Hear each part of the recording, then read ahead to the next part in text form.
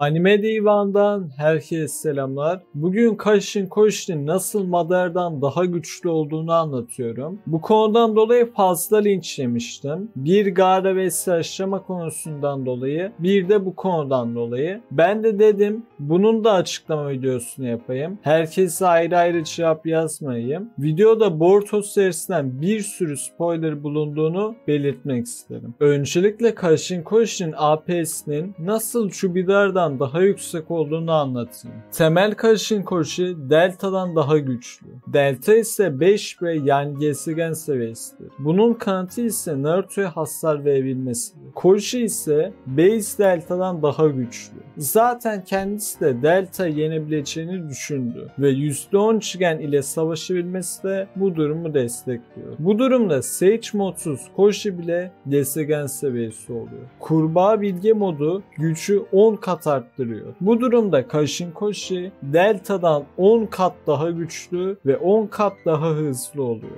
Chubidar'ın alabileceği en yüksek tier ise Gezegen seviyesidir. Bir Rinnegan'la Chubi Jinchuriki hali için Hagoromo'ya yaklaştı dendi.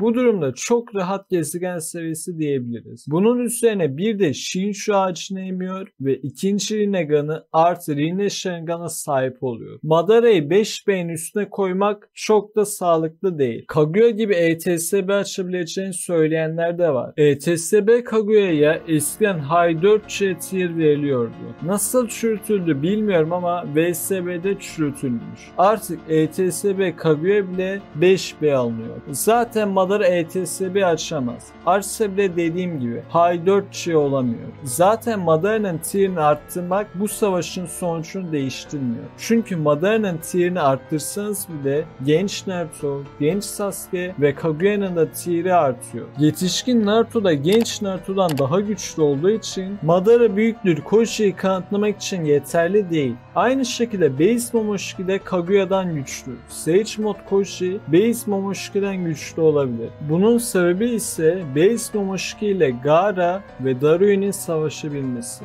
Darui Base Momoshiki'yi terletmeyi başarıyor. Aynı şekilde Momoshiki'nin Gaara'nın kumundan kıl payı kaçabildiği romanda belirtildi. Şimdi birçok kişi Momoshiki Kage'leri zorlanmadan yendi diyecektir. Kage'leri kolaylıkla yenen Momoshiki Fusion Momoshiki'ydi. Kanon'dan Narutopedia'da Momoshiki'nin Kinshiki absorbe ettikten sonra Kage'leri rahatlıkla yendiği belirtiliyor. Bu söz Base Momoshiki'yi değil Fusion Momoshiki'nin gücünü övmek için kullanılıyor. Yani Kinshiki'yi yemeden önce Kage'leri kolaylıkla yenemiyor. Zaten 4 kişi Momoshiki'nin etrafını sarmıştı. Şimdi bu anlattıklarımın Koshi ile nasıl bağlantısı olduğunu düşünüyorsunuz. Tamam, şimdi açıklıyorum. Delta, Gaara'dan ve Darui'den güçlü. Hadi diyelim ki daha güçlü değil, yine de onlara yakın bir seviyede olmalı. Bu durumda Delta'da Base Momoshiki ile dövüşebilir oluyor. Base Koshi de Delta'dan üstün veya en düşük ihtimalle ona eşit. Sage modun Koshi'nin statlarını 10 kat arttırdığını söyledim. Bu durumda Sage mod Koshi büyüklüğü Base Momoshiki olabilir. Base Momoshiki ise Kaguya'dan daha güçlü. Kaguya da Madara'dan daha güçlü. Şimdi birçok kişi Koshi'nin savaşları Jigen zayıflamıştı diyecek. Ancak bu sonucu değiştirmiyor. Bunun sebebi Base Koshi %10 Jigen ile savaşıyor. Jigen Ishiki'ye dönüşünce kendisi de Sage moda geçiyor ve gücünü 10 kat arttırıyor. Ayrıca Koshi Ishiki ile yumruk çarpıştırabiliyor ve onun saldırısını üstüne almasına rağmen ölmüyor. Bir de insanlar genelde karşı argüman olarak Koshi'nin hazırlık yapmasından bahsediyor. Ancak Koshi'nin yaptığı hazırlık Jigen hakkında bilgi edinmek ve saf ateşi Kuchiyose ile çağırabilmek için toplamaktı. Yani bu hazırlık Koshi'nin yumrukların gücünü etkilemiyor. Ayrıca saf ateş çağırmayı Kuchiyose ile yapabildiği için bunu onun yeteneği olarak ele alabiliriz. Yani aynı şekilde Madara'ya karşı da saf ateşi kullanabilir. Şimdi hızdan bahsedelim. Delta, Adult SPS ve Naruto'nun hızına ayak uyduruyor. Tabi Naruto kendisini tuttuğu için net bir hız ölçeği veremeyiz. O yüzden ben hızını Adult Base Naruto üzerinden ölçeceğim. Hız olarak Adult Base büyüktür The Last Base büyüktür Base SPSM alt. Base SPSM Naruto V1 Chudara'ya blitz atabildi. Bu videodan bir önce yayınladığım Naruto vs Luffy videosunda Keiichime 1 Naruto ve 7. kapı Gai'nin hızını eşit almıştım. Sonra da 8 saldırısıyla hızını 5 kat arttırdığı için hızını oradan hesaplamıştım. Ancak sonradan doğrusunu öğrendim. 7. kapı değil de Base Gai'nin hızı Keiichime 1 ile eşitmiş. Yani 8. kapı Gai ile Keiichime 1 Naruto arasındaki hız farkı çok daha büyük. Base SP'sini Naruto'da Gai gibi V1 Shooter'a blitz atabildiği için ikisini de aynı hız seviyesine koyabiliriz. Delta'yı da en düşük bu seviyeye koyarsak Koshi'nin base hali de bu hız seviyesinde olur. Sage Mode ile hızı 10 kat daha artar. Base Koshi de Naruto gibi V1 Shooter'a speed blitz atabilir. Sage Mode açınca V2 Shooter'a ve belki V3 Shooter'a da speed blitz atabilir. Koshi için Naruto'ya yakın güç deniliyor. Bunun söylendiği skanı bulamadım ama sanırım bölüm açıklamasında yazıyordu. Bulursam toplulukta paylaşırım. Bu yazıya göre Koshi, Naruto ve Sasuke'ye yakın güçlü. Boruto ile Naruto ve Sasuke ise Shooter'dan çok daha güçlü.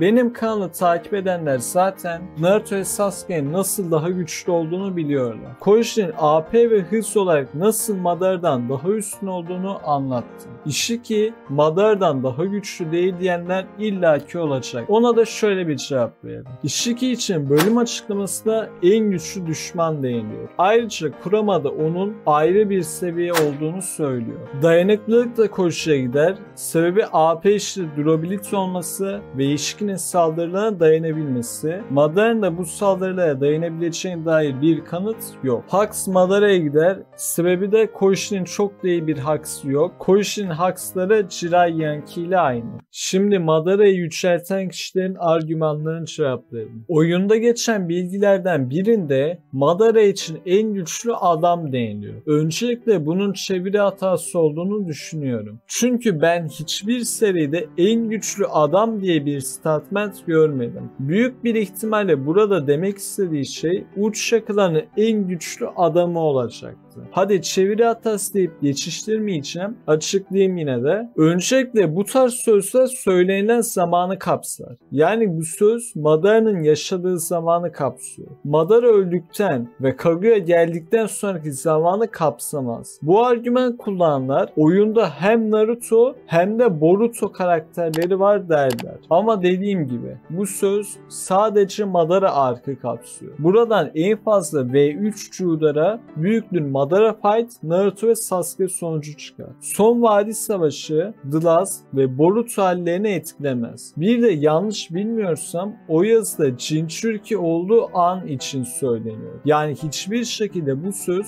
Kashin Koshi'yi etkilemiyor. En kötü abartılı söz dersin. Çok da dikkat edilecek bir statement değil. Zaten Boruto'yu da kapsayan bir söz olacak olsa bile Kaguya büyüktür Madara olduğu sene içinde ve datavuklarda söylendi. Artı olarak Base Momoshiki'de Kaguya'dan güçlü. Ya da Kashin Koshi adam değil klon dersin işte. Şimdi Madara ölümsüz diyenler olacaktır. Bu durumu da açıklayayım. Naruto evreninde ölümsüzlük diye bir şey olmadığı romanda belirtildi. Kafası kesilince bütün karakterler ölüyor. Sasuke de bu yüzden Kinshi'nin kafasını kesmeye çalışıyordu. Kafası kopsa bile ruhu bedeninden çıkmayacak iki karakter var. O ikisi de Hidan ve Boro. Onların sebebini de siz biliyorsunuz. Şimdi diyeceksiniz Kashin Koshi Madara'nın kafasını kesmesi gerektiğini biliyor mu? Diyelim ki bilmiyor. Yine de Oodama Rasengan ile kafasına da hasar verebilir. Yani kafasına vurmak istemese bile ister istemez Oodama Rasengan ile kafasına vurabilir. Oodama Rasengan bir çeşit Rasengan türü olduğu için normal Rasengan gibi duran ege sahiptir. Yani teknik olarak Madara'ya Oodama Rasengan ile vurabilir. Aradaki hız farkını da anlattım. Naruto'ya yakın güçte sözünden dolayı Adult Keiichime artı SP'si ve Naruto'ya yakın hızı var diyebiliriz. Peki Madara'nın Koshi'yi yenmesi mümkün mü? Evet. Eğer ki Koshi hemen hız farkını kullanıp Speed Blitz atmazsa Madara Genjutsu'yu alabilir veya Limbo ile vurabilir. Limbolar hız ve güç olarak Madara'ya eşit. Sonuç olarak Sage Mode Koshi büyüktür Base Koshi eşittir %10 üçgen büyüktür Delta büyüktür Adult Gaara ve Adult Darui büyüktür Kaguya büyüktür V3 Shooter'a oluyor.